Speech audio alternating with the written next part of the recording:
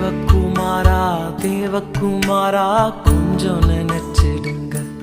நீங்க நினைச்சா ஆசீர்வாதம் தான். என்ன மறந்தா எங்கே போவேன்னா, நீங்க நினைச்சா ஆசீர்வாதம் தான்.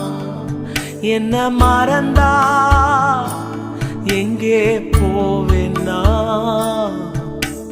தேவகுமாரா தேவகுமாரா என்ன நினைச்சிடுங்க. தேவகுமாரா தேவகுமாரா கொஞ்சம் நினைச்சிடுங்க. உடைந்த பாத்திரம்னா அது உமக்கே தெரியும். தேவன் பயன்படுத்துகிறீர், இது யாருக்கு